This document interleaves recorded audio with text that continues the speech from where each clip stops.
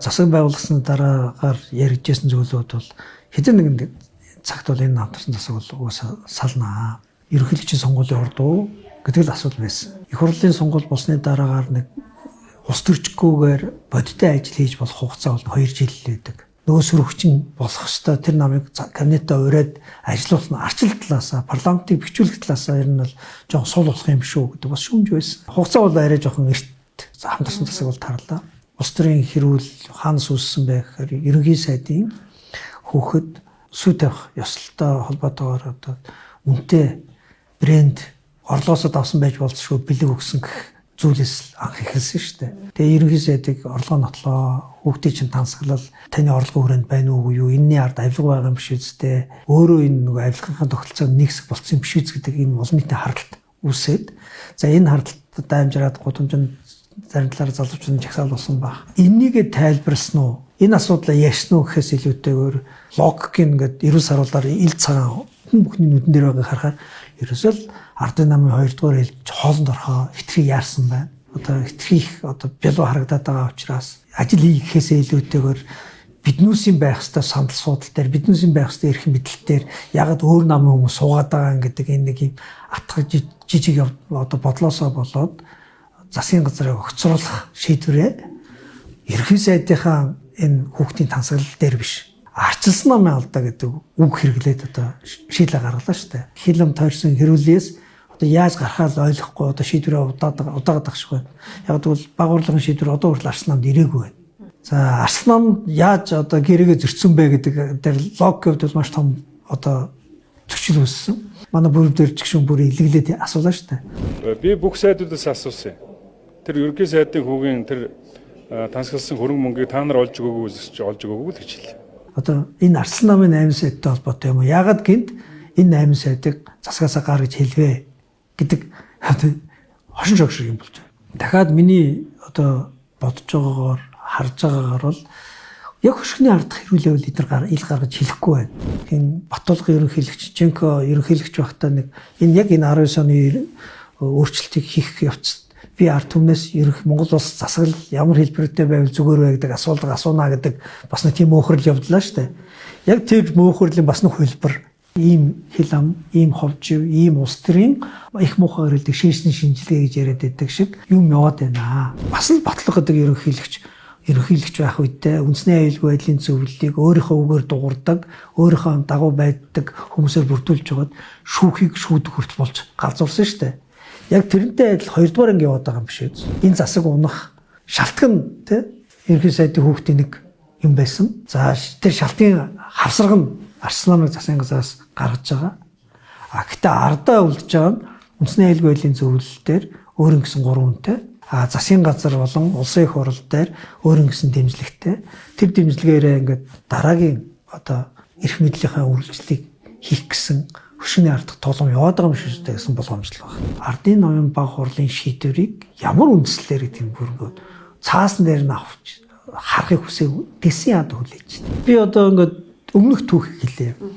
2012-оос 16 онд дэгийн засгийн газрыг огцруулаад сайхан бэлгийг ерөнхий сайдаар томилоход тэр бүх одоо зургийг зурсан хүн нь тухайн ерөнхийлөгч Элбүд Дөрж хүн байсан. За Элбүд Дөрж гэдэг хүн яагаад ийм зургийг зурсан бэ гэхээр дараагийн улсын хурл болон ерөнхийлөгчийн сонгуульд өөрийнхөө түншийг одоо баталгаажуулахын тулд Алтан уягийг одоо огцруулахад тухайн үед одоо Зээнх болд Батулга гэх мэтлийн хүмүүс Элбүд Дөржтэй гар нийлэн ажиллаад Алтан уягийг огцруулаад тэгээ амар жаргал гэдэг хүн ерөнхий сайд болох гэж байна гэдэг одоо мануух хашиг наагур нэг сүүдэр үсрэгээд тэрнийхээ ард дээр сайхан бэлгийг тавиад тэгээд сайхан бэлгийг тавьсныхаа ард дээр одоо бөөн хэрүүл болж исэн маш олон эдийн засгийн ашиг сонирхолтой шийдвэрүүдийг гаргаж ялла шүү дээ. За яг ийм зүйл давтагдж гэнэ үү гэдэг болгоомж надад төрсөн. Дараагийн ерөнхий сайд бол яг л хэлснээрээ өнөөдрийн байгаа ерөнхийлөгч хамгийн таалагдах тэр хүний гар одоо хөлийн үзүүрт үгээр нь байж чадах тийм хүн болох байх. Нэг бол одоо байгаа хүнийг сунгах эсвэл энэ хүний араас одоо яг үгүй бүсийг ухахгүй байх. Тийм хүнийг л гарахын төлөө бүх чадлаар ажиллах байх. Энэ бол 28 оны улсын хурлын сонгуулийн хугацаа ажил ерөөсөө биш.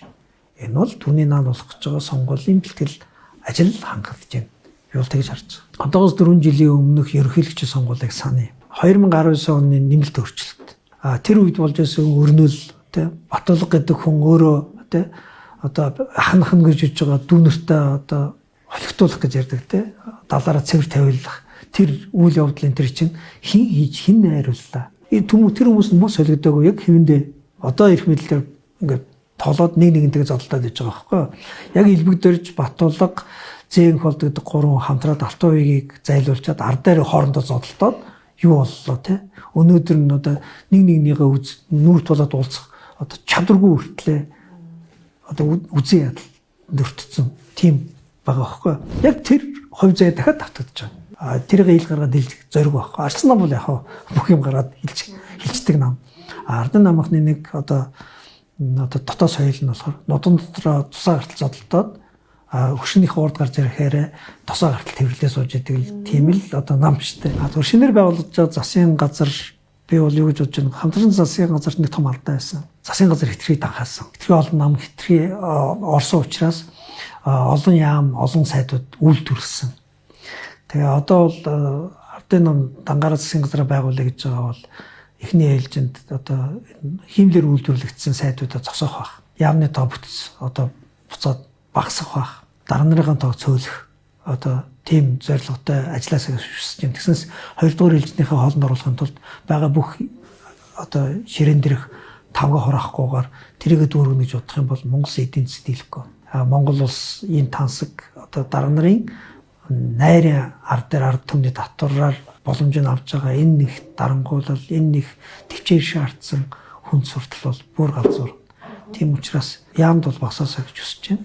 Зарчмын шинжтэй том концепц хэрэг хий гэж бодвол хууль зүйн дотоод төр яам салгаасаа гэж хүсэж байна. Одоо дараагийн ерөнхий сайд хэн байх нь би бол хэлж мэдэхгүй байна. Тэр засаг дотор ямар дуу хоолойнууд өвчтөй байхыг бол би хэлж мэдэхгүй байна. Тэгэхээр энэ 126 парламент одоо засгийн газар толгой дээр гарахгүй тулд 3 юм шийдэх ёстой л гэж би дахин хэлээд байгаа. Ерөнхий сайд хэн байхаас шалтгаалаад тэр оюун эрдэнэ байна уу дараагийнх нь хэн байна уу шалтгаалаад улсын хурлын толгой дээр гарч суусна боловлох хэрэгтэй. 126 үндсэн хуулийн дээр байгаа. Бид үндсэн хуулийн зарчим үндсэн хуулийн үзэл санааг амьлуулах гэж оролдож байгаа. Улсын хурлын нэгдсэн чуулган гэдэг бол улсын хурлын бүрэлдэхүүн зориулсан байх хэрэгтэй. Улсын хурлын бүрэлдэхүүн гэдэг бол 126 гишүүн. Тэн дотор ерөнхий сайд гэж байхгүй. Бүр ерөнхийлөгч гэж байхгүй. Тэгэхээр чуулганы ерөнхий үндсэн зохион байгуулалтыг энэ 126 хүн хуралдах, мэтгэлцэх, үзэл бодлоо илэрхийлэх шийдвэр гаргахад зориулагдах ёстой. Хуралдахад нь зориулаад спикер буюу улсын хурлын дарга байгаа. Улсын хурлын даргад хурал удирдах таатай нөхцөл байдалтайгаар суудлага гаргаж өгч болно. Тэрнээс бусдад нь даргын одоо гэдгийг синтезик, ноёны синтезик дарга зориулсан сууд байж болохгүй. За хоёрт нь парламент өөрөө мэтгэлцэх талбар. 126 гишүүн дотроо олонх цөөнх гэж хуваагддаг парламентын үндсэн зохион байгуулалт. Олонхын болон цөөнхийн бүлэг олонх цөөнх мэтгэлцэж байр суурьаа илэрхийлж эрүүл саруулаар асуудлыг шийдэх мэдээлэл цуглуулдаг, хилцдэг. Тэр нь олон нийт рүү ил тод гарч нийгэм өөрөө ойлголттой болдог, мэдээлэлтэй болдог. Яг эндэн зориулсан одоо мэтгэлцээний талбарыг бий болгох хэрэгтэй. Хамтсан засаг одоо байхгүй болсон учраас парламентын арчлал парламентд ёс зэрэг боломж бий болчихлоо. Тэгээ энэ агуулгаараа ерөнхий сайдын мэдээллийн цагийг улсын хурлын асуулгын цаг болгож хувиргаад дэлхийн улсын бүх парламент юм байна. Ерөнхий сайд зарим нь 14 хоног тутам одоо парламентад ирж асуултанд хариулдаг. Тэгснээс өөрийнхөө одоо би энийг ярмаар байна гэдэг пропаганда болгодог сэдвэрээ биш. Нийгэм тулгарч байгаа асуудлаар ард түмний төлөөлөгчид асуултаа тавьж засгийн газар ажил хариуцж байгаа хувьдаа хариу тайлбар хэлдэг тийм л тогтолцоор орох хэрэгтэй. Гурав дахь нь ерөнхий сайд байна уу? Сайд нар байна уу? Хэн байхаас өөр шалтгаалаад төрийн албаа, жирийн албаагч байна шүү.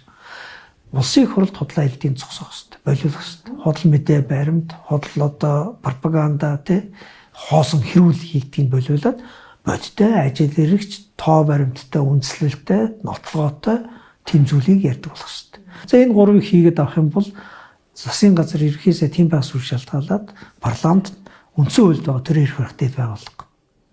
Засгийн газар нь ерөнхий сайд нь засгийн газрыг удирдах улсын хурлын өмнө төрийн хууль биелүүлэх ажлыг хариуцна. Яг энэ ажил руу орно гэсэн үг.